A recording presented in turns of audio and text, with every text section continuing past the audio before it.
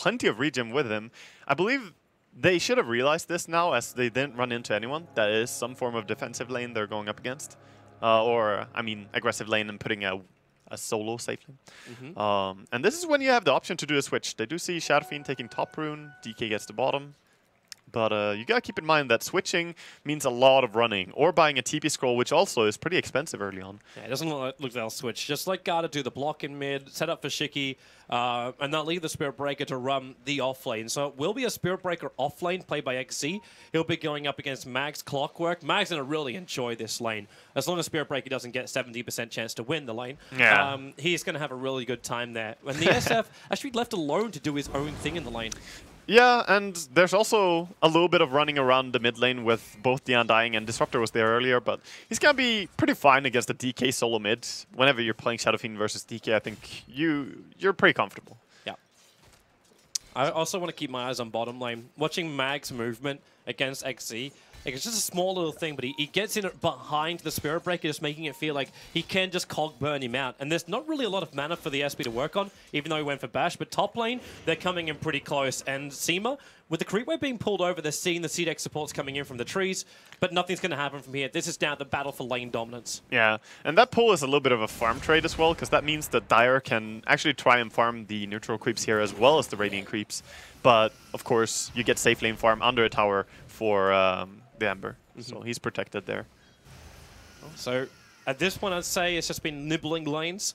No one's trying to go for anything, which is probably, like you say, it's almost not favoring CDEC to have this happen, because they've got themselves an Undying. Like, you want to be adding early game pressure to this. Yeah. You've got a Queen of Pain, who at this point doesn't even have a level in amp thing, doesn't really find the point, like, do you need to save that blink to get away? In fact, yep, there you go. Saving the point, gets the blink, and escapes to safety. Yeah, she had to there as well. The Searing Chains have pretty good range, so she was close to get into that.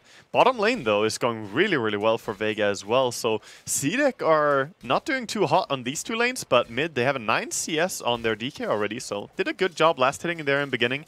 Lane is going to get harder, though, against Shadow Fiend. When he stacks up some damage, it gets progressively harder for DK. Yeah, and the SF also, like, you're obviously realizing he's not going to have stacks because you're running an aggro trial lane on top. It doesn't take long to move back, do a couple of stacks, and have the SF flash farm. So even if he's behind by just a couple of CS, it's not a victory for the DK. It's kind of like one of these weird things with when Vega run their DK, they put the 4 points up and breathe fire by level 7. They want to have that nuke power, so then you can roam in and get the gank off. But in this scenario, like, you're not going to roam in. Like, you could roam in the SB. He could leave from bottom lane. It's curious that he actually puts those 2 points just for extra regen and armor against him, putting 2 points into a Dragon Blood. But I suppose it can be worth just to feel a little bit more safe in the early laning here. He knows that people aren't going to gang him from top, or at least now that one person is attempting to do so, he should be aware of this, because someone is missing and they have a very good ward on top lane. So he's fully aware of this game. I need to hit the concussive shot. That's the only way this will really work. And, well, here it comes. There goes your concussive with the orbs, but it's only going to chip the DK down. And with 2 bottle charges up his sleeve, there's no real problem coming from this. And, in fact, it now gives CDEC more confidence for Garda as well as Q to get closer on both Seema as well as Pasha here, because you realize the support is gone. Exactly, and that means that there's free farm going on for the Queen of Pain, and she's a dangerous hero to go up against on the lane for Ember. If she starts getting some items, if she gets the power treads, she can do so much work in the early skirmishes. So let's see, are they actually going to try and do a kill here? I don't think that they have the tools. Until Solo gets Seal, it doesn't really feel like it's possible. Yeah, they definitely need it. They need level 3 on the Skywrath, and that's quite a way away as well, so they need to wait. To fight into Tombstone and have the hero you want to kill having a blink ability, yeah, it's... This is a very more passive kind of start, but something which we probably should look at a little bit more. While this top lane is simmering, ready to boil over, the bottom lane, Mag is now 22 for 10 up against a 17-3, so the CS is coming both ways. But both Spirit Breaker and Clockwork are these wonderful rotation heroes. We have to look for their timing, and who do they actually try and kill off? Where do you try and swing the balance of the lanes? Yeah, definitely. I think that any lane is fine for either of these to gank when they have their levels. When they have level 6, they can actually go and kill anywhere. So they are the ones to set the pace. Just in a few more minutes here when we actually see Spirit Breaker is just now about to hit level 5, but top lane, they found their opening. It's Disruptor with the heal bomb. That's Vega striking quick and fast, but the Tombstone's down. They're trying to get rid of it while Pasha's still in pretty deep. They're throwing more orb damage out to the Queen of Pain. But the first blood is spilled, and Vega will take it. Yeah, and a lot of Magic Stick charges now for Ember as well. Very important to get the first blood on this offlane. That was going pretty well, but not amazing for them. And now a little bit more control added to them there. It's almost that situation where you feel like the Ember can function. Like, he's not getting huge amounts of CS. We're not seeing him with, like, high levels, but when Mag starts to rotate, you shift the Ember down the bot lane. He's going to catch up with all these levels and farm. So it kind of feels like right now Vega's in a very commanding position lane-wise. Yeah, they are, and they don't need to extend that far as well. With their two supports, they've been, you know, they made one attempt with Solo going into mid. But I think that Dazzle and Skywrath can just sit here, protect their Ember, and when he has level 6, which is all mid, Chicky, what are you going to try? He went to Dragon Form. Now, they don't have Glimpse of Valor. They can wall him up, but in comes Seema with Shallow Grave. It's it would have been a wonderful kill if they could get it, but the chances of that working out were very low. Well, they forced a rotation at least, and also when you're playing DK trying bottom, he's coming in with a stun. They don't have level 6. They need that one creep to die, and now you'll actually have the Nether Strike arrive for the Spirit Breaker. Mag's still on the run, but the Battery Assault's making it difficult. There's the jump back, and you actually got him on the back, but then hook shot down to the creep wave. Mag is running away with the Breathe Fire, just on the tip of it, was able to reach Mag and bring him down. Wow, that was such a clutch kill. That was really close. That was beautifully executed as well. That TP and initiation from the Spirit Breaker was well communicated. But how much did you have to commit to this? You rotated the DK down. He threw out everything you basically had. You're committing your Nether Strike as well.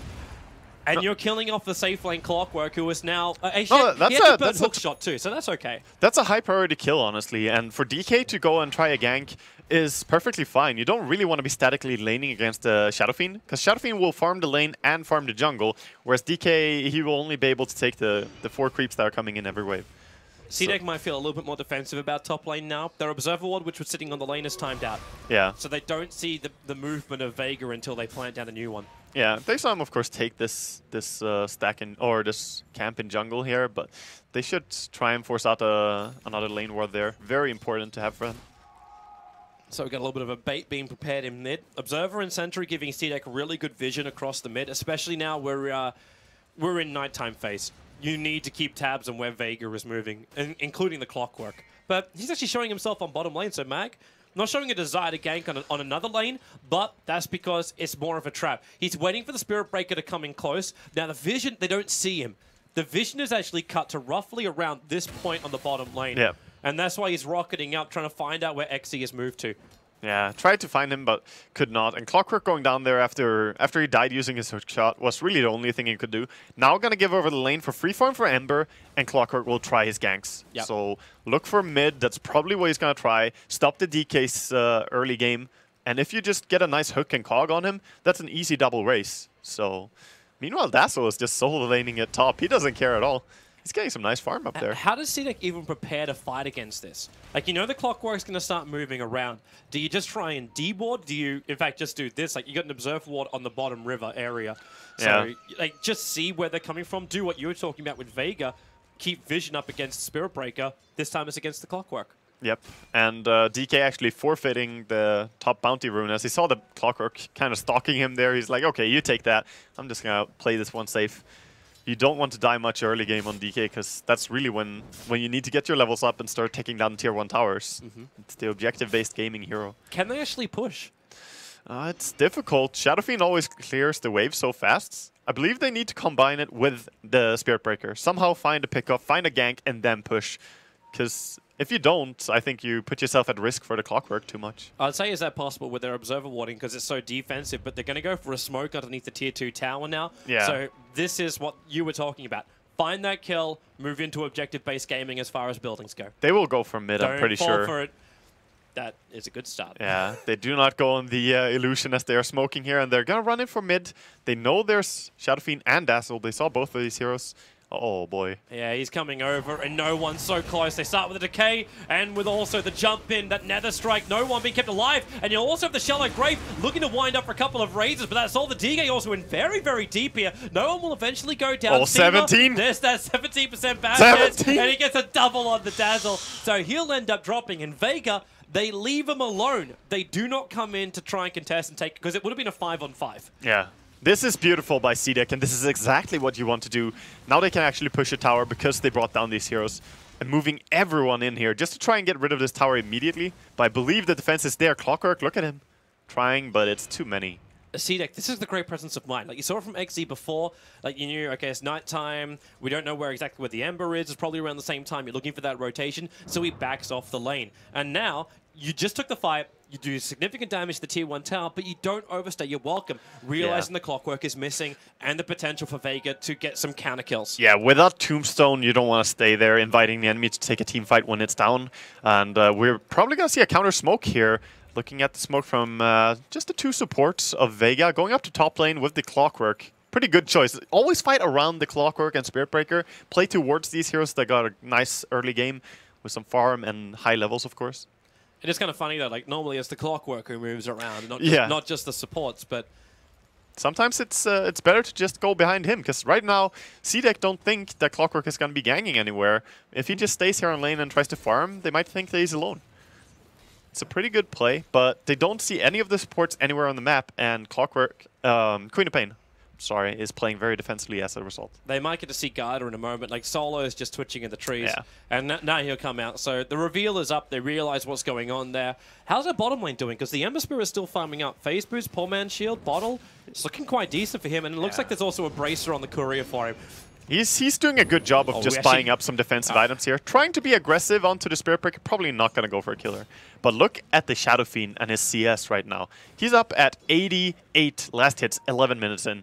That is very, very high farm. Full mech, 11 minutes. Does this now give Vega a position where they can push? Like, you're talking already about the ability to have your armor and your bonus from that. If you add a mech on top of what Siemens already bringing to the fight, can Vega force a 5-man engagement against Tombstone and Disruptor and Sonic Wave? I believe they can. It sounds like a lot to go through, but it's enough. It's a lot about who initiates and how it goes. I mean, if you land the Skyraz Silence perfectly, or if you get a good Clockwork hook, you can definitely take the team fight, but I still would give the edge purely based on heroes to CDEC, but having the mech is a huge factor. It's a really, really big factor to fight before the enemy team has one. Another smoke coming in here, going from CDEC. Yeah, 3-man down to the bottom.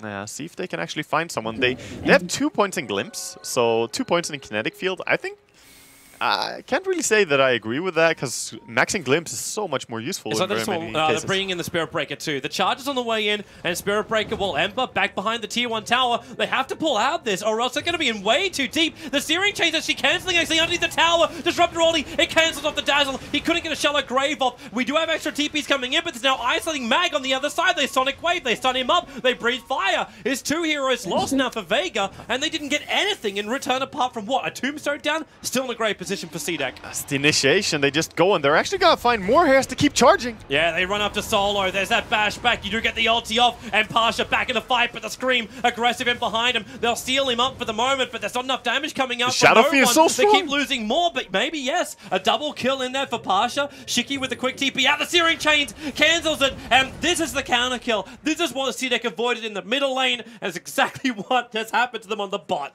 Yeah, that was... They should just have played a little bit more safe there. They used up the Tombstone, then they proceeded to dive even further. You need to fight with the Tombstone, or Vega is actually really strong. That mech came into nice play there, denying a lot of the AU damage, and they did not lose important heroes. They committed so much for the kill. You see when Mag TP'd in, he TP'd to the eastern side of the tier 1 tower. Yeah. You throw out Sonic Wave onto a Solo Clockwork. The damage output could have come from maybe somewhere else. Disruptor, yes, he brought down the Dazzle, and there wasn't that survivability coming in from him, but you expected all these different abilities, and then that allowed Vega to continue the fight. Yeah, I mean, they dove really hard and killed the Clockwork Dazzle immediately, which was very good for them as well. Yep. Could maybe have secured a tower, but... You still have to respect the fact that Ember hurts a lot, and now he got 3 kills out of that fight. So he get a lot of levels and now has drums along with Poor Man's Shield. So he's pretty tanky now compared to how he would be he's almost up to the SF's net worth. The SF's sitting at 5.7k right now, and the Ember's just shy of 5.4. Yeah, that's where a 40 CS difference. Yep, and then you hit the dire side. Then you hit the DK, and on bottom lane, Garda, you can't try and stand against it. It's like he's going to put the Tombstone down and then a Spirit away. Yeah, that's very good. He just forced a defensive Tombstone. That's a pretty long cooldown skill, so you know for a full minute they can be a little bit more confident on their lanes and just farm without risking a full team fight erupting. Yeah. What a great time as well for Vega to have a team fight on bottom just after you pick up the mech. Yes. Like that. That's just some sweet, sweet timing there. Yeah, they have to definitely be grateful for the good farm that no one has brought into this game. If you didn't have the mech there, I think they could still have lost that fight, even without the tombstone. I love this Radiant Observer Ward too. It's very, very far in the bottom lane. That's really sneaky. Off to the side, so you don't... Like, I know we were looking a lot at Vega's warding positions, and the big box is this guy right here. Yeah. They ward so much around this area. Even into the later portion of the game, they still ward this area. Honestly, I think that they know that everyone has seen this as well, because, you know, it's open, every team has seen it, and they just like, okay, we want that vision, but we don't want to get dewarded. What can we do? And this is a good substitute ward, really. Well, XC's going to be... having some fun times with Gutter. It almost feels like safety time, Waga, where you just batten down the hatches, you realize, okay, we just made a mistake. Do you just try and compose yourself, or do you think, you know what, the best path to victory is aggression? I honestly think that CDEC need to compose themselves a little bit, but they have been trying pickoffs into towers, and that's what their draft is about. And I think they have played it correctly. They just overextended a little bit that last time. So... yes, compose yourself, but don't turn off the aggression completely, because then Vega will take over this game. They have the stronger carry. They look like they're going to try and do it. We've got a smoke movement from both Skywrath as well as SF coming down to the bot lane. So ensure kill, move into tower, seems like the plan. Seal, the Weaver's already starting off, so there's not a lot of armor. With a Mystic Flare, the damage is not enough. The one charges, actually it will be. The Skywrath mage is able to throw out a little bit more. Yeah, just barely able to kill him there. They have so much burst damage coming out from the Mystic Flare. And yeah, DD on the SF. Yes. You wanted an easy way to ensure the tap before CDEC can mount a response. The DD is the way to do it. Definitely. And of course, CDEC trying to attempt to take a mid tower during this time, but Clockwork is there. He's trying to set up for his team. If they stay a little bit too long, he will hook them. But they back off in good time here. At the same time, though, you got aggressive on the top. So you've taken the tier 1 tower and bottom lane. That's fantastic. A little bit of chip damage to the top, but Queen of Pain is now finding some space. And I ask you the question, because it looks like it's an Aghanim Scepter here. It's another smoke as well. Look again. Just CDEC? Yeah, they just keep going. This is their third smoke already in this game. But before they find their kills, though, like, what do you think aggressive? Like, should it be the Ags? Does the Ags fit? Yeah, I think so, because you're going to have very frequent fighting when you look at the two teams' drafts. So having the lower cooldown on your ulti is going to be very, very helpful. Else it's a super long cooldown of 135 for a fighting spell like that. How quickly does CDEC, like the second that DK picked up the Shadow Blade, that's when they went for that smoke. So they're looking for the kills, but they came out and they saw the Clockwork sitting back near the tier 2 tower. Yeah. They might have also flagged the fact that Clockwork's picked up Blade Mail already. He does. He had a very good laning stage, and sure, he died twice and doesn't have any assists or kills. Oh, he's going to try to deny. He's going to get the denial too. Oh, he doesn't. Oh, he missed the timing for it. But now you can go for that hook shot. Get him out. The Weaver's affecting 3 of the heroes, and a nice hook shot to aggressive. They try and pull him back, but he got the kill. They just taxi him back after he killed one of his teammates. That's very sad for them. Clockwork. And now look at Vega. Okay, you've taken out the Queen of Pain. Yeah, you didn't bait out any big abilities from CDEC, but you instantly TP the Ember Spirit up to the top lane. You force out the buildings. You try and choke out CDEC's map control. Yeah, and CDEC don't really have a reaction to this. They had all their heroes top, so they're not pushing another tower. They're trying to run away so they don't get caught here as well. Obviously, they should try and fight for a tier 2, I believe, but they might even respect Vega that much. Vega they have to fight this. Vega just go for the kills. They'll notice the double stack. Q actually scattered it out. He pinged Parch's perfect position. Yeah, so they can just go in and steal that. Stealing the double stack on the big camp would be nice, but they're going to push for mid instead. Just moving as 5, recognizing that, hey, we have the mech, we have the items right now, and we should be the ones controlling this game. Yeah, force the fight, never let go. Especially looking from the other direction. If Vega are just trying to split push and farm, it's a lot easier for a Shadowblade DK to function. Yeah. If it was a BKB DK, maybe this would be a better position for the DK to try and fight. But it's a Shadowblade. It's an initiation style, and that's exactly what he's doing. He's coming close to Ember Spirit, attacks him to start with, the Scream, disrupt the ulti, Ember Spirit, very, very tanky with the 1 charges, and now the Shallow Grave as well. Has he got a Spirit to get himself out of this one? You bet your Nelly. He's out, and the SP's going to go down. Slider Fist trying to avoid the Undying Tombstone minions, which were killing him off. They bring back no one, but he's right in front of Q. One more attack, and he'll find the kill, but they keep him stunned up just long enough. He'll still actually get the raise off. The Spirit Breaker brought back into the game as well. Yeah, Spirit Breaker bought back, and they do manage to bring him down. The Shadowblade was good there to go on the Ember, but nice play by the Dazzle managing to save him. Yep. Still though, CDEC with the buyback, forcing this tower. Clockwork does not have a hook, so they can't really pursue here. Tower is taken, and it's going to be a back off from CDEC. But now with the Dragon Form being on cooldown, as well as the Tombstone for another 15, maybe they can just go straight and take the tier 1 mid. Recognizing this in 26 seconds, I think I'm okay with that.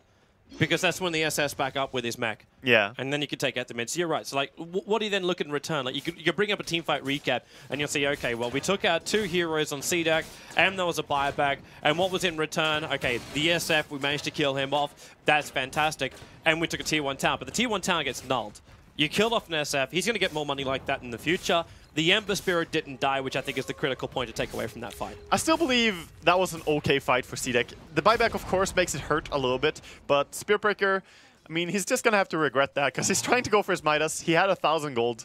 Now he's down to 500. But killing the SF is very big for their team. They need the experience and gold that they get from killing him. Just trying to think about the end game. Yeah, there's your jump up. Spirit just move around. Clockwork hook shots in as well. And Garda, very, very dead. They'll glimpse the Ember, but he's not traveling too far. And that's the Tombstone on cooldown once again. That was nice movement by Vega. And also the fact that they de-warded CDEC's ward on mid. Is Solo's going to go for a solo? Yeah, a solo kill? Yeah, he's thinking about it with Concussive. He's got Mystic Flare available. HP. And with a haste rune, it only just wore off. So he couldn't keep the chase going. Yeah, there's too much HP on a Spirit Breaker to really do that as a Skywrath. I mean, 1,500 from full HP. And then you have the 1 charges to think about as well. Bottom lane. A full BKB for no one. 21-minute BKB mech. The Ags will arrive at the same time for the Quap, though. Yeah, but that's her first item, and she has an Ags at 21. That's, you know, by no means a fast Ags timing. So they're definitely struggling. But now with the Ags, they can fight more frequently. 40-second cooldown is really good. Can work with this. There's so much net worth and gold going to Vega. Yeah, CDEC have to try and put this Shadow Blade to more use now, because there's a little bit split up on Vega. When they're not going as 5, that's when you have to go on them. But how do you do it? Like, you want to try and catch the Ember out of position. It's probably going to be the only thing you can do. The Spirit Breaker can charge in, but as we just saw, the Ember Spirit's got many different ways to evade it. The first charge from the Spirit Breaker may still be lingering in his thoughts of, well, I charged him into the tier 1 tower, and he just Searing Chained me. Yeah. I actually believe that they should do what they're doing now. Just farm up the Ancients, try and get some more items on their DK. If they can get the BKB on him, that would be huge. They're actually going to smoke up again. Is this... They can't go for Roshan. By the time they reach someone, that Dragon Form's going to be worn out. Look at the position of Vega. Look at them. They're actually just sitting and waiting. They're already anticipating a smoke since like 10 seconds back before they even smoke them. And the Creepwave's not even going to reach the tower. The Clockwork Rocket was pushing that one out. Now, that's the only thing that'll give him the vision. Mag will jump up, but he's just going to turn the Blade Mail on. Slider Fitzer in chains with the hook shot into a double Spirit. The Disruptor, he might get the ulti up, but he's already dead to the world. Spirit Breaker hitting Pasha back, but the shield is just protecting him. The Sonic Wave is beautiful, but then the Meg charge out from the SF. All the damage is negated with a double Slider Fist, a Searing Chain, and that's Garda also trapped inside the cogs. Again, this fight goes on so long that the Blade Mail triggers once again, and CDEC being punished so hard. Yeah, Vega, just so beautiful play. Walking in with the Clockwork, because he doesn't care if he runs into 5 people. He's like, oh, I revealed you, now my team will just jump you. Tombstone died instantly to the Shadow Fiend as he just BKB'd and punched it, and you saw the heal. How much work it does in that fight. Oh, this is building very, very badly for CDEC. It was meant to be CDEC who were the ones with the advantage. Like, you got DK Spirit Breaker Undying. Maybe not the DK is so as the current meta goes, but even if you just look at the base strength that you get from these guys, it's huge. But there's no survivability beyond that strength. Because not subbing along the lines of the mech or the Dazzle, because where is... you got your mech on your Undying. I didn't even see its effect during that fight. No. Actually, in that fight, they just had to run immediately when they got jumped, because they were so stacked coming up. in. It's a counter charge. That Spirit Breaker's going to go directly inside the pit on top of the Skywrath Mage. Roshan so low. They're running out. The Ember Spirit, you've still got no one in there, and Aggressive throws out the Sonic Wave. The Meg Charge already expended here from no one. They've isolated the DK into the Mystic Flare, so he's down for the count while Mag battling with Garda a little bit further north. Seema's keeping everyone else distracted. Garda's actually able to escape himself out, triggering the mech, but only on a 1 unit. And they've got to get rid of that Tombstone up on top of that cliffside. Aggressive, sealed up once again. Solo is finally going to go down. The Disruptor, he split the fight up. Pasha a little bit too low. Slider Fist, but he's running low on mana. Another Searing Chain available, but now he's going to drop. Roshan's also so low. Garda, he's just running away, keeping with Mag, and maybe able to go for a little bit more, because Aggressive, blink off cooldown 1 second time, and that Sonic Wave is in 3 seconds, back up again. That's what started this fight, and might be what ends it. They glimpse back no one, so the SB turns around into the wall. There's your Sonic Wave. No one's going to drop, And now CDEC, a fantastic fight around the pit. They're pinging it out. They're going back for the Aegis. That's a beautiful fight right there. And so much work in that fight came through the fact that Tombstone on the high ground and no one could see it. You know, you could maybe kill it, but they couldn't get close enough to actually just do that. Shadow Fiend was zoned out. So much chaos being brought by the Spirit Breaker and Queen of Pain blinking around. Even if they brought down... Solo. Oh, wow. Solo. He's actually dropping Garda pretty low. Just giving him something to think about, but not really a counter to it. It's really funny. They actually tried for that. Well, he's not going to get anything with it. And Roshan, in the end, being brought here by CDEC. We were just talking about how they were struggling. And then they managed to do this. They won a 4-1 team fight and take Roshan. But would you also say, like, Vega, it felt like indecision. They were inside the pit now. The SF got really unfortunate because he got bashed by Roshan.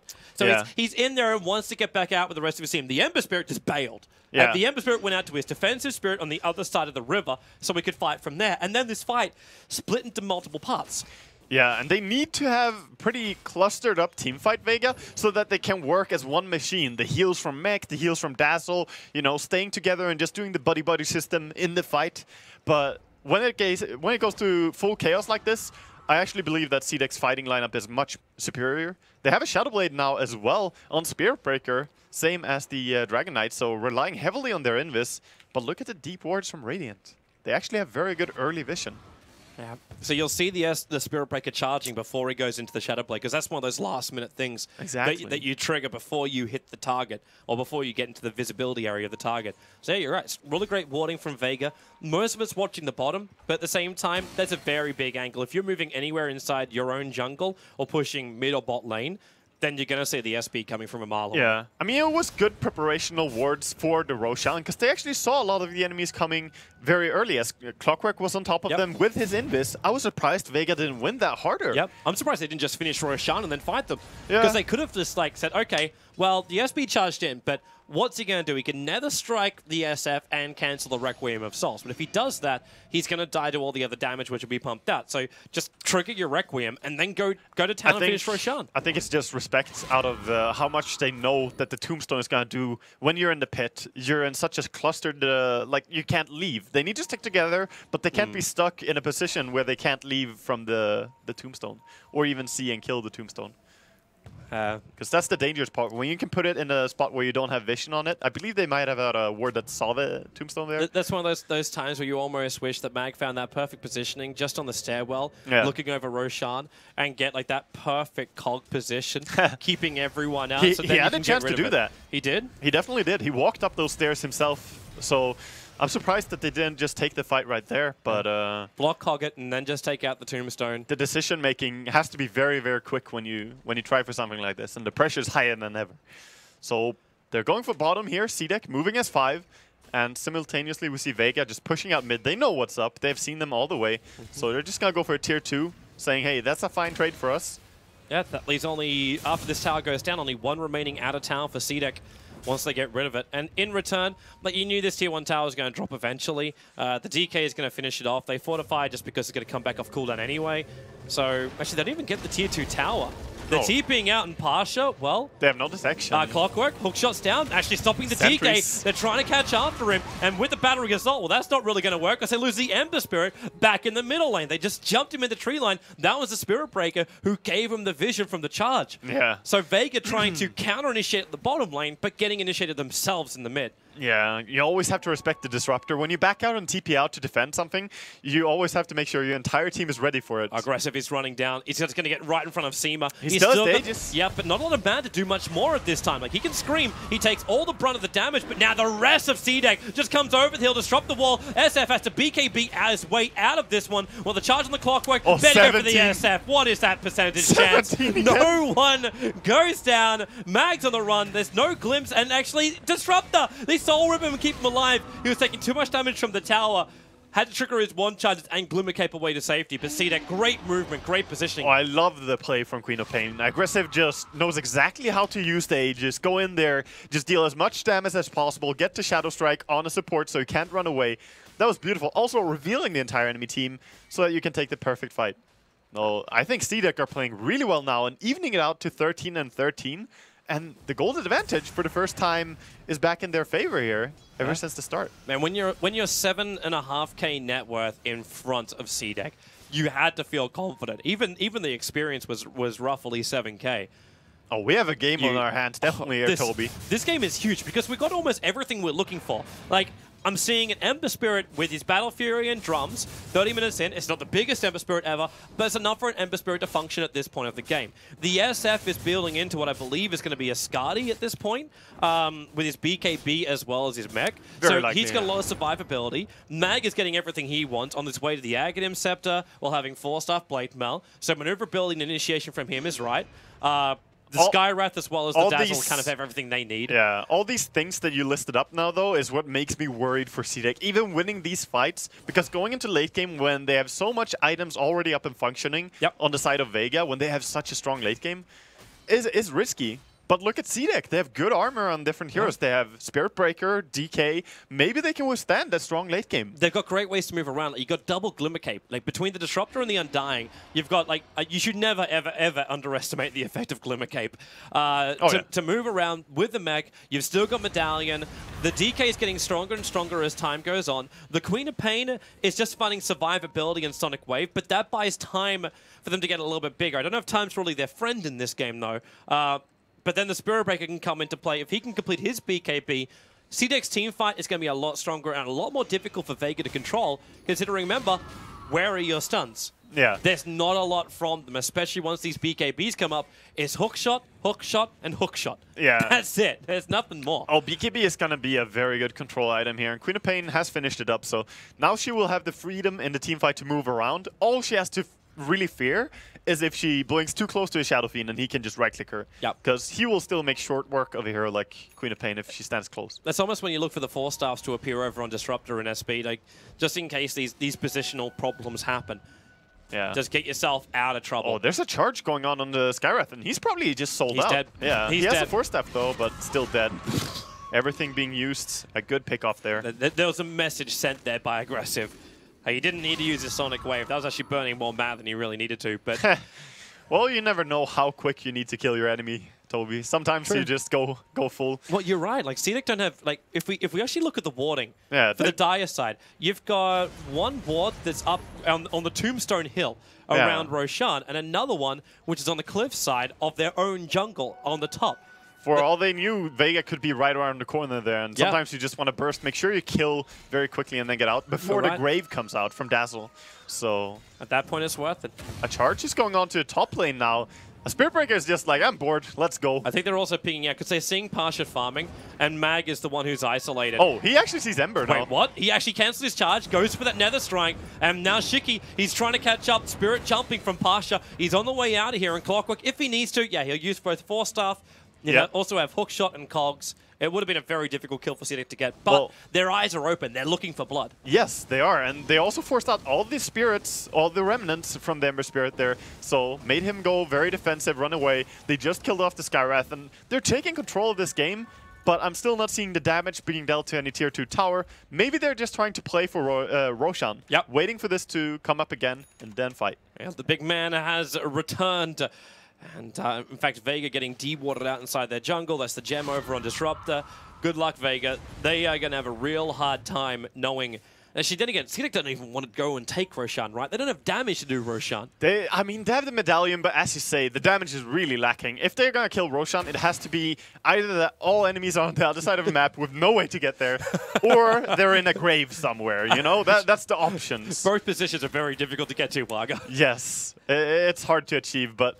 We'll see. CDEC are ready for the fighting coming up soon, though. Are they going to fight? Or are they going to smoke? They're fighting. They're fighting. They're walking their way up. This is so dangerous. They're going to use a tree line to catch up the Spirit Breaker. Now, Mag does have Hookshot, but no, the whole creep wave. It arrived with the 4-staff up. He'll Cog burn out too, but he didn't manage to get entrapment. The Tombstone is down. Mag is isolated. The SP's charging in, just trying to make space creative. And with the Breeze Fight's a little bit too far away, but the Sonic Wave, it arrives. Clockwork's down. The SF will get his ulti off, but there's no real reward from it. The quick TP out to safety. The gem might be on the deck as well. And they bring Solo back in. It is a 3-for-0 trade-off. Oh, that was so terrible for them there. Very, very unfortunate. I mean, the timing was just not right to go for that mid gank as the creeps come in and block. That's MVP creeps just blocking there, dude. They just saved the lives of CDEC. They also managed to steal the gem. Yeah. So that was Vega's gem. That was Vega's positional, like vision battle. Yeah, vision is extremely important now as well when Tier 2 towers and Roshan are at stake. And they're going to go for the pressure first.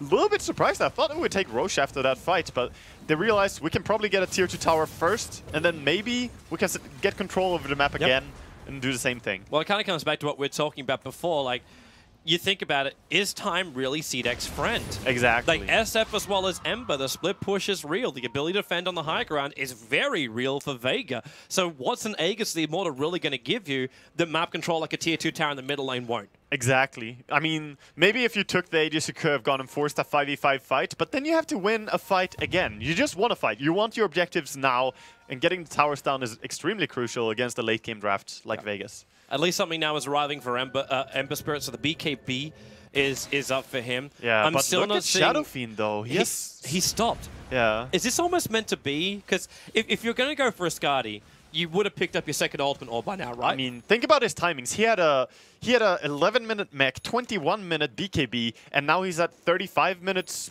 Okay, you know, Skadi, but that's still a very long time to finish up the Skadi for Shadow Fiend who flash farmed so hard. Yeah. I think a lot of it just comes through the 5-manning. They've been going together so much. They need to find more money into him. I mean, he's still farmed, but he's on the same level of farm as a DK. Yeah. And DK with the same farm as Shadow Fiend is much stronger, by far. Okay, are we hitting the wall now with the DK's item selection? We're getting Assault Cuirass. So the wall is definitely difficult to kill. But can the wall kill itself? Well, I'm not mean like suicide. I mean, if he can like, if the DK can actually deal damage. Yes. You'd be surprised how much he will be able to do with this. He has very fast attack speed. The wall's down. There's smoke up. There's only Solo being revealed at the moment. And Cluckles is also just like chilling on the hill. And then a smoke from CDEC. They're going to run down. And Vega, they're in position to fight. Seema's on the back line. So is Mag. SF, got to get that BKB. Winding up in the Requiem himself. Nothing to cancel it. A nice good area of effect. And Mag to disrupt their ulti. It's against cleaning up the fight. There's the Ember Spirit. Saved by the shallow grave. The Dazzle just doesn't work. The Spirit Breaker, though, isolated a little bit further down. Heal drop. SF finally down. His death ulti comes out. Not helping him out. And Solo wants to try and actually take out the DK. He thinks he can do it by himself, but it's just not possible. They soul rip him up, and now Mag isolated. He can't go from one side to the other. Aggressive, hides as king of the hill on top of the hill, and Clockwork just runs away as quickly as he possibly can. Pasha still alive here. The Dazzle, he's gonna actually, no, he cancels his TP. He's sticking around for a little bit more of the heal, thinking they can fight more. And Aggressive, he doesn't want a bar of it. He's blinking himself away, and DK is away to safety. What a very, very even fight there. But still, though, we saw Ember, he jumped back to base and then jumped back into the fight. So healing up and coming back. And they did lose the Shadow Fiend. So again, it's really a CDEC win with Queen and DK not going down. So, wow, CDEC are really prevailing here. I thought they would be more dominant in the really early stage of the game. Yep. But now, around the 30-minute is when they show their strength. It's funny because we're at the sweet spot. This is happy hour for Vega and CDEC. This is when they win majority of their games in this 35 to 40-minute bracket. But because both teams have hit this sweet spot, their timing, it's creating a wonderful battle. But no one's coming out the victors from it, really fully at least. Yeah, exactly. This is when we normally see games finish. This is the average game timing for this patch in general over teams. But it's going to keep going, and they're trying for Roshan now, but they don't bring it down very fast. This is the damage. This is what we're talking about. It's the real problem. But at least Q is getting in here. They're getting rid of the Observer wards. The Clockwork Rocket, though, will still make up for this 9 times out of 10 with a rocket into the pit. Sees that's not happening. Sees Roshan's actually walking out. And they've still got their Observer ward on the high peak right behind the pit. Yeah, they have good vision in there. I think CDEC need to wrap around and try to get on Vega. At the same time, though, don't leave Roshan unattended for long, because Vega can definitely sneak Roshan. They could. They kill it really fast. But you got your own wards around there, so do actually what's happening here. I like this. Like, Aggressive comes to the top lane. He adds the pressure, push the lane in. He can TP back, because they've still got that tier 2 tower in the mid. Yeah. They've still got a TP position, which isn't too far away from Roshan. Now, actually, charging in. Again, this is exactly what happened when CDEC won their last fight. They might kill off Cluckles, but the SB, he's going to cancel his charge. That's where Queen of Pain needed to TP a little bit earlier to be there in time. Yeah, either that or TP later, actually. She could have kept pushing a little bit longer, because right now nothing is happening. They found the disruptor, and then with the Mystic Flare, hook shot up, they got him down. He's put the fight perfectly before, but now the BK beast, no one hasn't got his off yet, and he's still being stunned up. He can't get anything off. No now grave. he can, but the bash is there. SP's doing the work, and maybe there is a little bit more to be given. The Glimmer Cape tried by in space. Cholo chased up by Aggressive, now with a double kill. He'll have to wait to blink back down again, while Pasha, a 1-on-3, no more mana. There it is for a triple kill of Aggressive, and they may not be done. Either they kill the big man, or they go after Mag, the sole survivor of Vega. Yeah, they're gonna go straight for Roshan now. Beautiful again, the Queen ulti landing perfectly, blinking and killing the Dazzle. Such a key hero, bringing him away immediately, so no grave is available. And this time, Shadow Fiend died really quick. We've seen him stay alive forever. He was down to maybe 10% of his life before he did a single thing. Yeah. Because he got stunned up, he got bashed back. I think there was 3 bashes coming in from the SB, which is not including the initial charge. Yeah, SB has been doing really hard work in this game overall. Just when he has his BKB up, you can't really stop him as well. He just goes in and starts punching you. He does not care if you have a BKB as well. Yep. He has bash. The issue of Vega, where is your control? Like, Clockwork is sort of it. Like, what they would have given have a Beastmaster in this game. Really terrifying to play a hero like Ember or any support in this game where there's Spirit Breaker and DK. If any of them really start stunning you, you're down for. Like, you're gonna die in that fight. All right, so what does Vega do at this point? Do they slow it up? Do we look to the split push now and just high ground defense and stop trying to come out and fight CDEC? Or is this a mental defeat if they do such a thing? I don't think that you can... I mean, as Vega, you have to slow down the game a little bit because you can't keep taking these fights far away from your towers, you know, far out in the middle of nowhere against this strong fighting lineup of CDEC. You have to respect it a little bit. Try to farm up one more item on Ember. If they can get one more damage item either of their cores, they could actually fight. Because then Tombstone becomes fully irrelevant, but they need an item that kills Spirit Breaker or DK. They need to be able to kill these heroes. I wonder if they even can, because right now I'm looking at CDEC and I'm looking at Aggressive. He's waiting 33 seconds for Cluckles to respawn, and then you'll have the full Scythe of Vice. Yeah. Yeah, he's recovering really strong, because early on in this game he was a little bit behind the other cores, but Queen has really taken over and played beautifully as well. It's just death to the Emperor in the SF. Yeah. Like, SF's getting bashed around, and SB can just focus one while Aggressive controls the other. It's also deleting heroes like Dazzle before they can even do anything, and same with top lane. They're glimpsing him back. Solo, he thought he was out of here, and he cannot do it. He has the Mystic Flare, might as well throw it out, but the Spirit Breaker just arrives and bashes him back. Yeah, trying to push a little bit too hard for top tier 2 tower. It doesn't really matter that much anyway. It's the least valuable towers are the ones on the top lane. It feels like space creation. Like, it almost feels like they're trying to get CDEC to run from one side of the map to the other, and just buy space for the SF to get... I don't even know what he's going to get next. Like, you could look for Daedalus, you could look for Monkey King Bar. On the Shadow Fiend, yeah, I believe you should honestly go just into the... Oh, it's so hard to say. I think it's fine to go Butterfly here. Honestly, they need a damage item. Considering DK's going in for a Chrysalis Daedalus, and you're not going to get a Monkey King Bar on the Queen of Pain. Or on the Spirit Breaker, really. Like, all of these heroes are going to struggle to find an MKB. So I think it's a good option. And it gives you good DPS as well. Going for Daedalus would still attack very slow. Yep. Like, you only have power treads. Well, there's that D-warding out. So Q getting rid of all the vision of Vega. And they're almost ready to go. They triggered the double damage rune over on the Queen of Pain. They might have to wait out the weave duration because it's on their 2 cores on the front lines, and that's not great to be -6 armor. I think they can poke. They can still poke because the DK, look at his armor. He's solar crested. I mean, DK still has, you know, roughly 30 armor even with the weave, so he doesn't care. Aggressive's not happy about it though. The DK is fine, but Aggressive is not. Yeah, he had Aegis, and they have some earn charges for him, or at least one. Now we're gonna see if they can keep going. You have to respect when your DK ulti ends, because DK kind of turns into, you know, a useless little human when that happens. So gotta time this very well. A nice tombstone positioning there. Managed to bring down the tower. Started Fistarian chain. Just is holding DK in position, but not much more than that. So now the attack starts on the Rax and Mag. He's got to move himself out to a side position so he can find a good hookshot line. In fact, they found it. Queen of Pain locked in control. They got rid of the tombstone into the Battery Assault. Cogsbone going to push him up the hill and away. However, could not control him, but it's an Aegis the Immortal kill if they got anything out of that. Exactly. And they don't have the best stunts. That's what it came down to there again, that he can't keep him there forever. So still, Aegis is going to be up for him. Queen of Pain going to be happy. Still a long time until it's reclaimed as well. Or a little bit. This is just that tense moment where I'm still like, CDEC are looking so good at the moment. to win the game. Oh, yeah. But so many things can go wrong going high ground. At the same time, I think CDEC, Vega is probably sitting there in their minds going, if that fight didn't happen at Roshan, if that one fight in the middle lane also didn't go the way it went, imagine the position would be in now. Yeah. They cannot think like that. Oh, this can be pretty curious. Spirit Breaker, he's going for a Lotus Orb, I'm pretty sure. He has the Plate Mail, and they already have the Assault Cuirass. This is most definitely supposed to be a Lotus Orb. It's very rare that we see Lotus Orbs in high competitive Dota.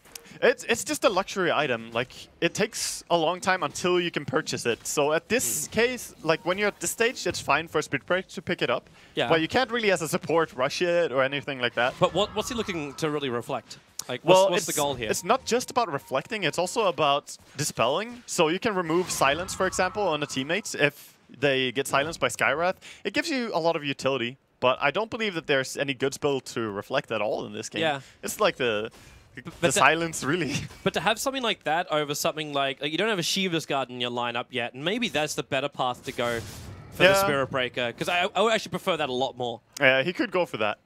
We're probably gonna see either of those anyway, and Shadow Fiend, I'm looking at him right now with 3.4k gold, because he's the one who needs to pick up an item. Are we getting like double Shivas? Because we got double Plate Mouse. Yeah, maybe. Both aggressive as well as XZ are walking around with Plate Mails. Well, it can be very crucial in some games to just get the removed silence. If Skywrath silences a Disruptor, for example, before he gets a spell off, you can just remove that silence. Or even just a casual Plate Mail. Yeah. Like you were flagging at the very, very start of this game how important Weave is for someone like Seema, who's playing it with the Dazzle. You pick up these Plate Mails, you negate most of that Weave. Yeah. He could also go into the Silver's Edge. It's not going to add any disability to the enemy. It's not going to remove any ability from them. But the reduced damage output is still there. It's still a very relevant thing. If you manage to hit the Shadow Fiend with that and he channels his ulti, it's not even going to hurt you. So that's still a possibility. And we're going to see Ember just pushing out bottom lane aggressively. And CDEC running around, just trying to post. Right now it's about finding the next opening, next position for initiation. Oh, DK is just going casual Crystallis. He's adding up a heart. This is the high ground item push. Yeah, this has to be like, what we just used DK as like Raid Boss Meat Shield. Yeah. Like just push him up. He'll tank everything that they've got. And then we drop the Undying Tombstone. The SP causes a lot of problems. Because once the SF uses all three of his razors, you got to wait like 10 seconds before you've got that back again. That may not seem like a long time, but it's enough for Spirit Breaker and Disruptor to really cause havoc. Yeah, I mean, it's very hard to kill this DK now. When they're gonna force high ground. Okay, SP. Yeah, he doesn't care anymore. No. He's just running around. Well, he has to go for the ulti, gonna push him back, but there's no one else near him. They have the Hex. Aggressive's getting there, and yet they achieve the Hex. Pot's in real trouble. Dear God, I can't believe I just witnessed that kill. That was so far-fetched. Dedication rewarded. They even managed to grab themselves like the creep wave from the top. So the top wave's going to push it. The Ember's down for 68 seconds. You can only be lucky if you give yourself the chance to be lucky, and that's what he did. He pursued that. And this is like the worst thing for Ember too. He's only got 3k gold. Buyback is available, and he's going to need to use it to control this top lane. Hookshot in from Mag, not actually pushing back the DK, but that's a hard there. Aggressive. Actually gets the BKB off. The second the seal went, Solo's forced back. No one's in trouble. He's trying to stay alive with the mech. The Sonic Wave's still being thrown out, but the Ember Spirit down, and the buyback, it will be there, but it's actually in real trouble. He's back further, and will he survive? Just jumping away with the Spirits, and CDEC are in so deep. They have to get out of here. They've gone way too deep on them. Even Cluckles being transferred in and dies with a full Vladimir offering on him. They hold their racks, they get rid of the Tombstone, and once you go for a buyback, it was both SF as well as Ember that had to do it. But you hold racks, you keep the dream alive. Yeah, you keep the dream alive. Vega are still in it, but that's a high blow. Like, that hurts so much. CDEC just got away with murder there, getting in there, killing 2 enemies, and backing out, forcing buybacks. If they actually got the dieback on the Ember, that'd be so... Oh, wait. Hello, Q. You're up a long way. Seema's the one who's being dissuaded a little bit. And Seema, well, yeah, there's a Glimmer Cave. Aggressive. You're not going to find it, but yeah, hook shot up from Mag. Or 4-star up, goes into the cog. Traps in 2 for the Battery Assault. He needs DK to come back out of the Shadow Blade, but then again, does he? Missile Flare goes down. DK is dropping. Maybe this is the opening for Vega. They wanted hook shot up. They're going to get the 2 big calls of CDEC. A double kill for no one. Mag makes the magic happen. Oh, he just set all of that up so hard. Mag, amazing play there. Wow. So they're actually in it to push now. They're going to try and recover. Look how much they got from that. 6.5k in the experience, 3.3k, and that's not even the swing. The swing was 4.5k in gold for 2 core kills. Yeah, so much gold going their way. And now it's just about trying to get to the enemy base, try and force buybacks, or get a value out of it, get an objective. They actually look at Roshan and see that, hey, this guy is up. Getting Aegis when we don't have buybacks on our cores? Yes, please. Cheese as well. Let's go for that. Beautiful, absolutely beautiful play. That's what we want to see here at TI. And now Vega with the quick Aegis.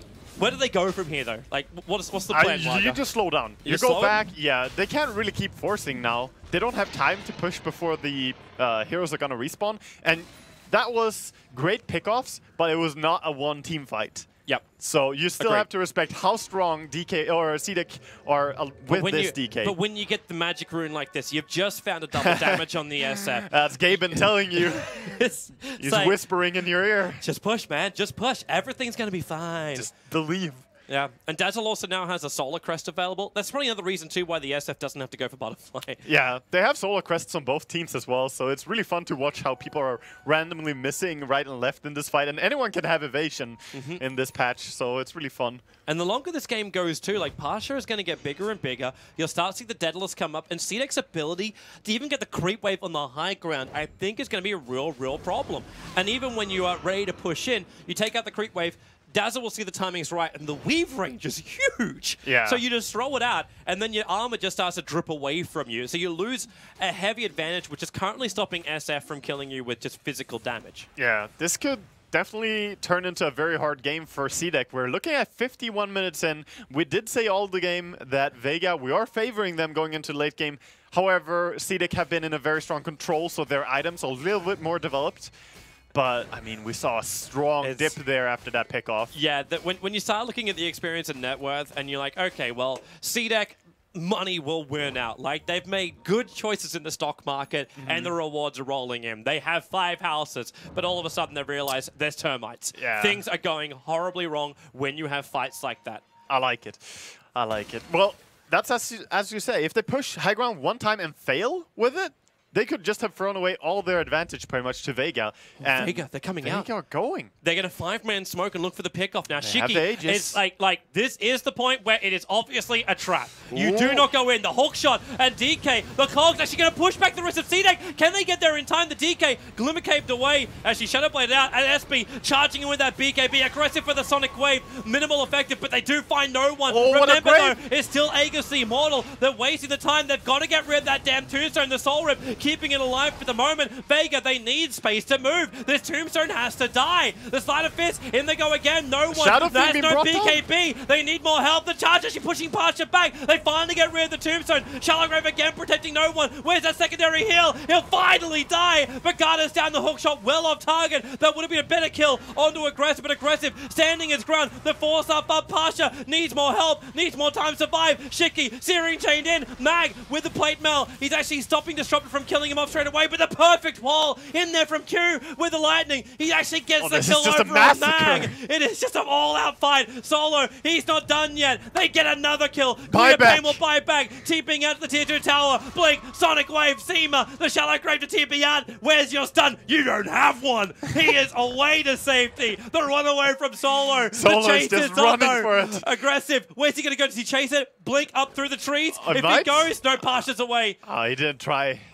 He didn't try for it. What a crazy fight. I can't believe they kept that Tombstone alive there. Yeah, it was like Soul Rip was pushing him down. The SF died when the Aegis popped. Yeah. He was like, I think the rest of Vega thought, yeah, you know, SF's going to get this, and then the Aegis will trigger, but it wasn't like that. Yeah. It was back to front. Vega were scared of clumping up, and that's when we said early on, they need to have 2 heroes that can deal with Tombstone, because else, at 52 minutes in, Tombstone was a relevant factor in the team fight. Like, it should just die instantly. But Ember, he cannot go in there. He cannot run in like that and cannot help with this issue. You got your wish, man. There's a Lotus Orb over on the courier for Vega. They're going up to buy it right now at the secret shop. Oh, they're actually buying it on Vega, yeah. We might see it on... Clockwork. It's Clockworks. It is actually... Wait, hang on. No, sorry. Skywrath. Soul is Skywrath Mage. Yeah, Skywrath, and he is very close to having it. He needs Seema. to... Oh, yes. Trouble in mid. Charge coming down, they force-staff him down. Oh! The timing! He's going to BKB push Solo back. He's taking it for the team. The Solar Crest going to make it difficult. The Shallow Grave, is there another force-staff? Is there a protection? There's the Solar Crest. They'll pull him back in again. Solo tries to protect himself. The gem is on the deck. Is there a follow-up with the jump out? Oh, he's so right in front of Aggressive. Pasha committed most of his spirits towards that. And Mag, push shot still available. He'll turn again on this Blade Mail, trying to get away to Shadow safety. Fiend doesn't have souls. This is bad. Just get back out. Defensive cogs, but then again, Glimpse, BKBs, has to protect himself for it. The Sleight of Fist at least keep the creep wave away. And CDEC hammering on the door of Vega, but all they get is the Winged Fiend Sky.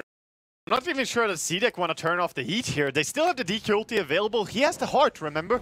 He can push high ground right now. There's one dead. That's all they really need. And he's dead. There's no buyback. And Shadow Fiend only has 18 souls. Like, this is a big part in a team fight. Your ulti is useless. He tried to do it in the last fight, doesn't do much. And they're going to go top with the mid creep wave pushing in. So right now, no backdoor regen. Going for the melee. Is it going to be enough? Like, Mag could just come in here, hook shot, cogs, force stuff back out again. Just delay this. Yeah, he wants to. And there it is. Just walk himself back as she's going to lock in Dragon Knight, trapping him in there. And Mag can't get away. Disruptor's in the middle of it. And actually the SP pushes him out of the own cogs. The Shallow Grave can but no one being bashed back. The 17% chance kicks in. There's a double kill right now for the DK. SF will buy it back, but the top ranks is lost. They need some extra frags. Cluckles is not enough, but once again the couriers are dying. Aggressive. Where is it? They turn. They have the high ground. Ember Spirit. No obliterated! They go through more, and they'll actually probably even take the game with this if they can keep this momentum up. Chasing after Solo, Shadow the wall. Fiend. They lock him in. SF cannot die back. You'll have the Shallow Grave, but there's no way to escape. GG! 55-55. That's going to be the victory going the way of CDEC in our first game of this best of 3. GG, well played CDEC. What a persistent and strong team. Like, they really brought that game back after that start. Wow. They made me a believer in them even more than before. I knew they're strong, but that was nicely executed. It felt shaky. It felt shaky. At the same time, I want to see what happens in game number 2 with Vega. They had 2 moments they will never want to relive here in the wildcard. There's 2 big team fights, mid lane and Roshan. Everything else was just like a wonderful, wonderful trade-off window. So excited for the next game. And I must say, the poor couriers, man. Like, I believe 5 of them died in that game. Yeah, but it was Cluckles every time. Yeah, the Radiant one died twice as well. Cluckles with a CDEC courier. I should probably explain that. It died so much. Yeah, poor, but he was being used as a ward. Like, around Roshan, he was being used to check Roshan every time. It's better the chicken dies. It was also like, hey, enemies, do you want a Vladimir's? No? Okay. It was wonderful. All right, we're going to have a break. Grab yourself a beverage. We'll see you back here for game number 2. CDEC up against Vega.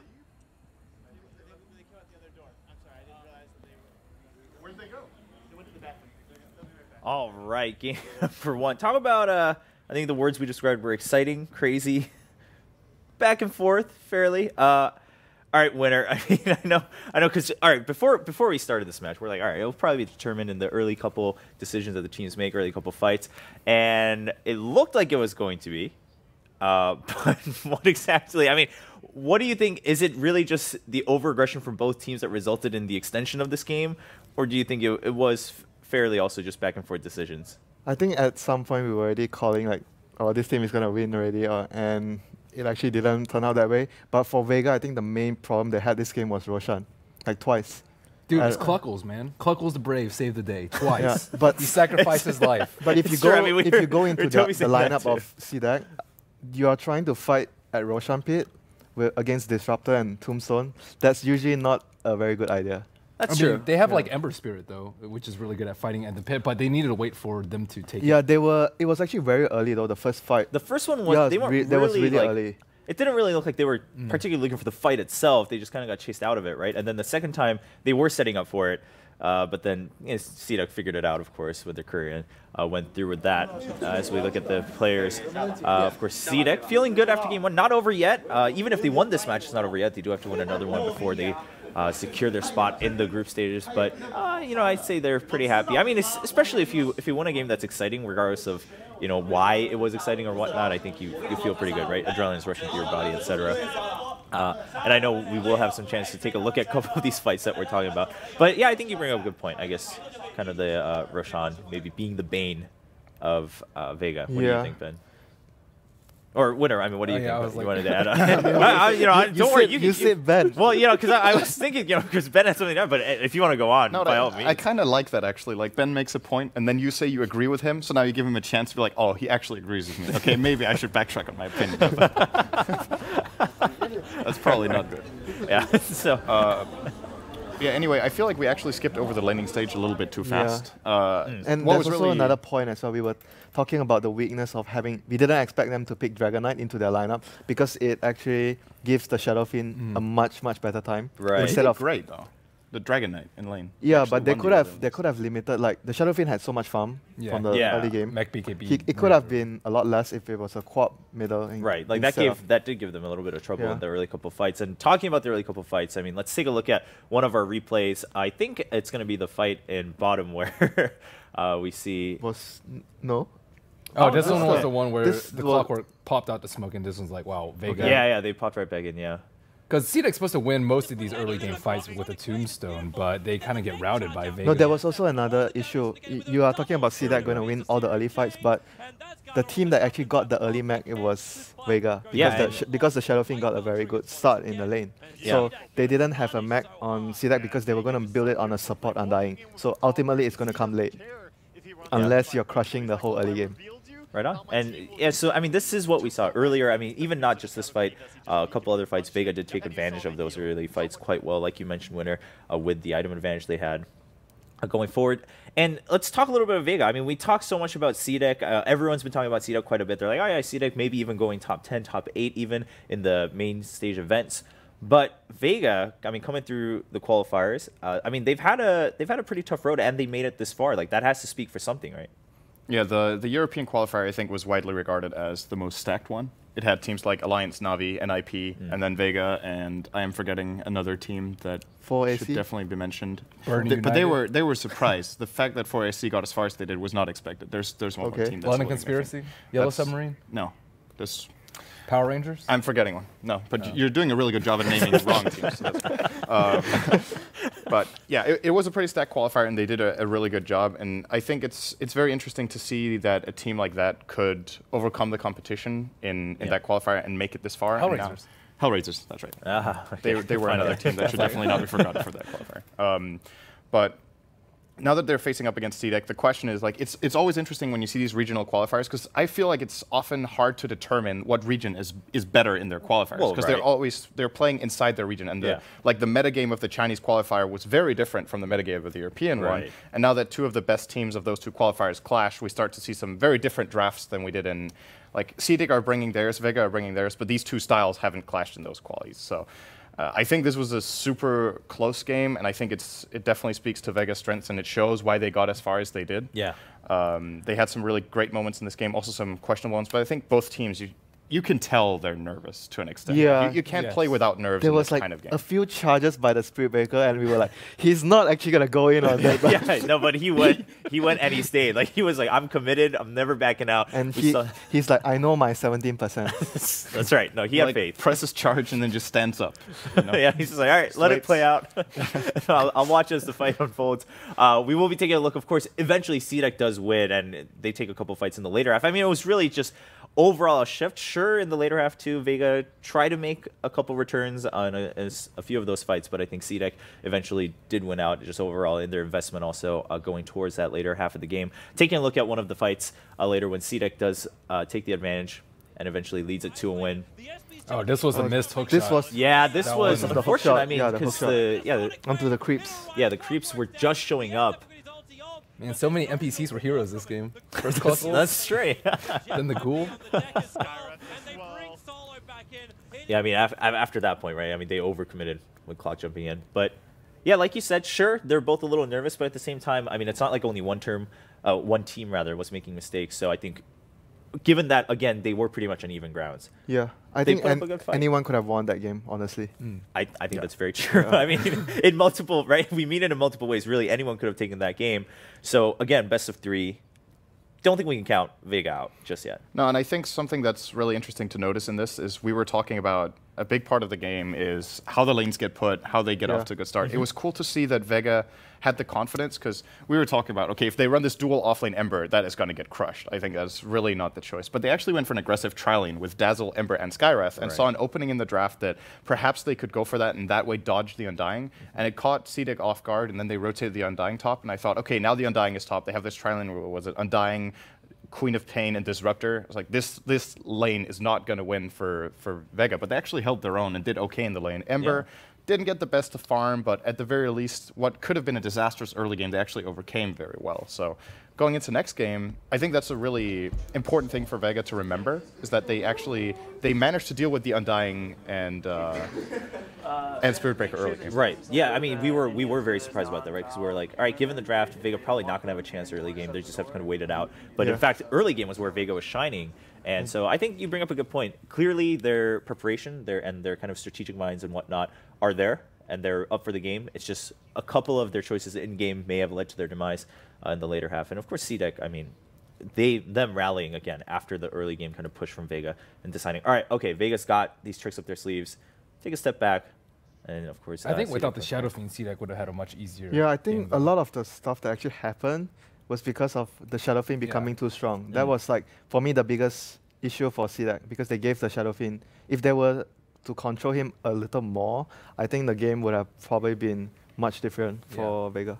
I think they need to ban it out. Or do you think they should just ban it out? I mean, what do you think CDEC's... Get a better lane against the Shadow or Fiend. control him a little bit. Yeah. Because if you have an aggressive tri-lane, you can't have your supports defend mid, right? And then if it's just a one-on-one matchup, or you have bottom coming in to deal with the Shadow Fiend is not going to get anything. But they're swapping sides now, right?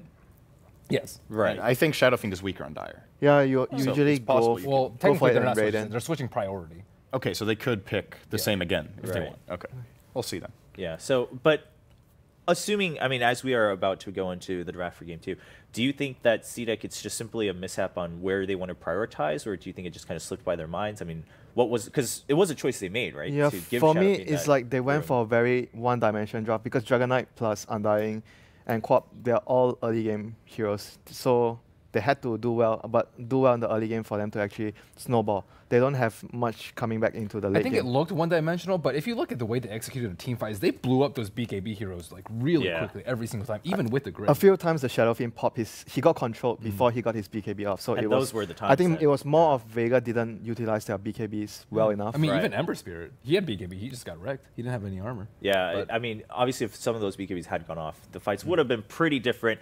But draft for game number 2 is going on. We just kicked into it, so let's jump over.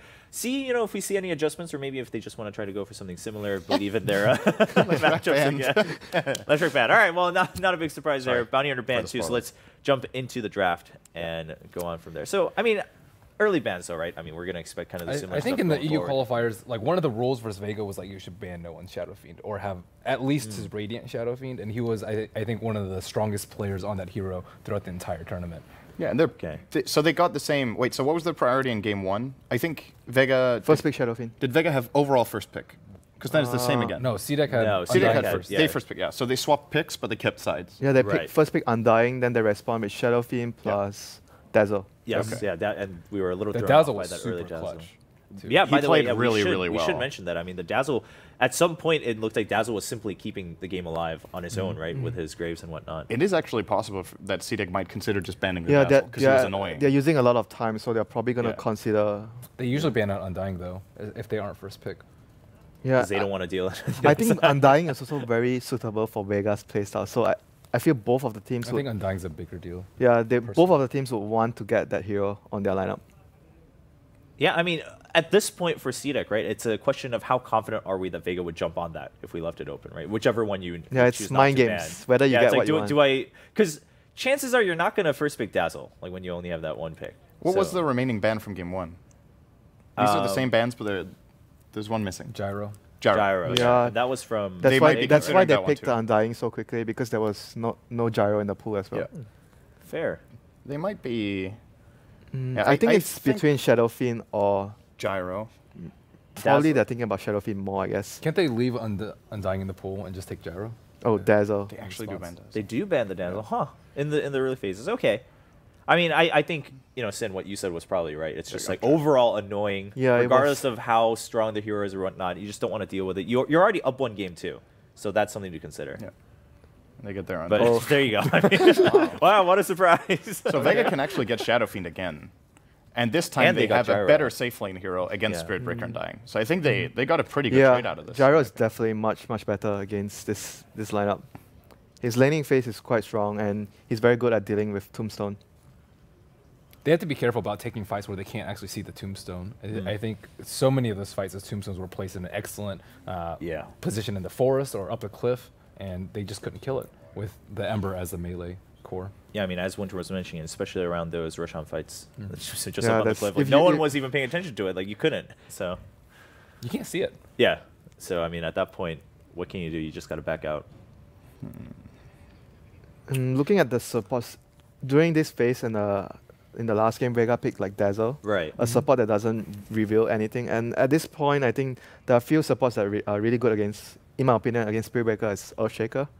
Oh, but they're going to go for their core right away, Queen of Pain. Okay. So their laning phase, at this point, their laning phase is really strong. Gyro and Queen of Pain are both very good at the laning phase. So their lanes are, at this point, I think would be much better against what CDEC have. Yeah, and CDEC, just like last game, going for that Earthshaker ban now that it wasn't picked out early. Getting rid of any of those chances. Our Shaker's really good at isolating the Spirit Breaker. Yeah, it's very Right. annoying for Yeah. Spirit Breaker to Yeah. charge in against Fissure. Is it just me, or did Vega ban that super quickly? Yeah, like they those were. two bans were they like were Yeah. instant. well I mean, prepared. Viper is common. When you have Corp, you don't want to give Viper because it sort of like makes the Corp. It's difficult for Corp to lane against Viper, and one of the advantages of the hero is she can lane anywhere. But when Right. you have Viper on the opponent team, it's annoying because you don't want to lane against the Viper, so it reduces the flexibility of Corp as a pick alone. I'm surprised they ban out the Ember, though. CDEC I know runs- CDEC runs play Yeah, it. CDEC I know likes they to play run it, Ember. but would that have been a very big problem for them to deal with so far with their two heroes? I think both Quap and Gyro actually hold their own against Ember, at I least mean, in those the early won't- mid game. I mean, I assume so too, but it's like, kind of all up in your face with three Yeah, pretty it's tanky a lot of lanes. synergy with the heroes they have, though. Yeah. Okay. Okay. There's Choosing to take out the clock. Skywrath again, but sides are swapped. Right. So Yeah, we're Skywrath once and again CDEC. against. I wonder what CDEC's going to pair mid versus Queen. Like, it could be a very aggressive one like Lina. They tend to that Yeah, sometimes. Lina with Spirit Breaker is also Yeah. very strong. It's easy to gank the middle lane. Yeah. Or the other option they have, I feel, could be good as TA because they're on Dire, and the traps work really well with the Tombstone. So that's another plus of the hero with their lineup. All right. Okay, so it's gonna be what you mentioned, ban in the first game, the sleep to kill the Tombstone with their lineup, and it's also good setup for cooldown. They don't have the best heroes to destroy the Tombstone yet, though. But you've Right. got enough time. Yeah, I with mean, Song. yeah. you have the song, so I guess it doesn't It matter. doesn't matter how quickly you can do it. It's pretty good. I think CDEC did a decent job of controlling the supports last game, and that's what you need to do against a Naga Siren. You can't go on the Queen, get slept, and then Right. get counter engaged. You just have to be able to kill the Naga Siren, generally like a Blink Orchid or a Queen of Storm Spirit is pretty good at dealing This with is that. a step in a very different direction. It's going more like split push and a lot of. Obviously, PL can be used as a fighter as well, but I mean, he's more like you want to try to farm as much as you can before you start Yeah. joining fights. I'm surprised they're picking PL into Gyro Yeah. and Quap. I feel like there's two heroes that actually do very well against it, at least in the first I like, think the 25 main minutes. reason of this reaction is because how they opened the draft, they picked Undying, Spirit Breaker, and Sky, and opponent responded with 3 heroes that deal very well with the Tombstone. So at that point, do you still really want a lineup that goes 5-man and fight around the Tombstone?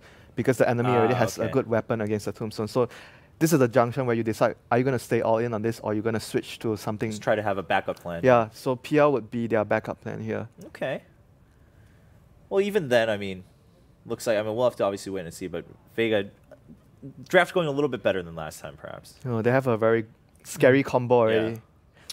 Disruptor, Song, and Cooldown, and Sonic Wave.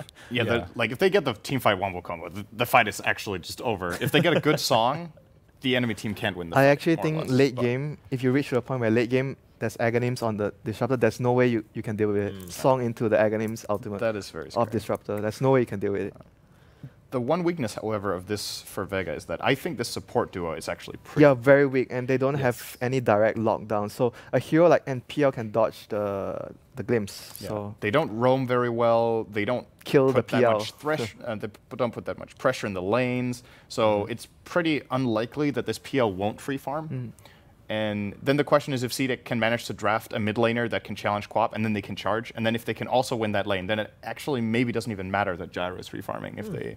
Fair. they Now, manage to- Vega, as you guys were mentioning, I mean, they banned out the Lina. You guys were mentioning possibly that's one to pick up for mid against that Quap. But now taking that out, I mean, what are CDEC's choices left here? I still think TA could be a good choice here for them. It's Okay. good synergy with the heroes, and There's a lot that breaks refraction, though. yeah. I think they need a more aggressive one though, just because I think they can't let Disruptor and Naga get easy 6. Wow, that Oh, is okay. this is It's been a while since I've seen the 5th pick Shadow Fiend. that is like very greedy. It's a for long the- time ago. I think the two cores alone will take up a lot of space. PR and Shadowfiend will take up a lot from the map itself, and yeah, the Spiritbreaker has to do a lot of space making this game for his team. Yeah, a little bit of a different position, right? I mean, last time it was just everyone jumping in after the Spirit Breaker for the fights. It's going to be... Do you think CDEC might aggro and try and limit the support? Like, if the Yeah. supports are allowed to play jungle, I don't really think that getting free from on the PL I is think worth they it. would probably do maybe standard dual lanes, and the Skyroth would be like freestyle. He would do whatever he wants and just freestyle. I like it. yeah, just roam and go wherever he wants. And if the PL needs some help, he'll be there. And maybe he can look for an opening to gank the Quap, which is a little difficult. But yeah, I think he'll be all over the place. All right. Well, I'm wondering if they run that aggressive trial lane, what matchup would Spirit Breaker get in the safe lane? I'm assuming you mean Undying Skywrath PL aggressive, right? So what matchup will Spirit Breaker have? I think the Undying last is a pick? I Yeah, think the just Undying the is last a pick is his support though. matchup. I think the Undying is a support because that's how the Chinese teams usually play him. Yeah. So Oh, yeah, it had- absolutely. But it was about whether they would put the Spirit Breaker or the PL in that Oh, trial. okay. 'Cause they could technically safe lane the PL, but I think that's very risky depending. I on the think it matchup. will probably be with the PL because if you compare PL and Spiritbreaker, PL needs the protection a lot more than Yeah. the Spiritbreaker. So it'll probably be with the PL. okay. The weakness of putting an aggressive trial lane is you can't help Shadow Fiend as much. Most And you likely. can't stack as much for the Shadowfiend as No. well. That's also another issue. So I that's why I feel Well- the Skyroth will be doing his own thing. I He'll think be 2-1-2 is best. Yeah, stacking and just roaming. Oh, so the TA will Oh, be TA on on the Vega other side. Squadron. So it's an offlane Quap for Mag. Okay. That's Maybe actually dual lanes pretty with good Naga, here. Quap with Naga. Yeah, actually a pretty strong It's a duel. very strong lane. It's pretty strong. Well, I mean, all right. Given how things have panned out, again, nothing's really determined just yet. It is a best of 3 and double elimination. But Vega trying to fight back. Are we looking at a game where Vega has probably a better chance, where it's not going to be like 50-50, just depending on each fight? I think their early game is weaker than last time. Right, well, and yeah. last time they managed to overcome the early game very well. If they can do that again, I think their mid game is really strong. All right. I personally like their draft more in last game, actually. But Well, we will find out. I mean, of course, last game they almost won it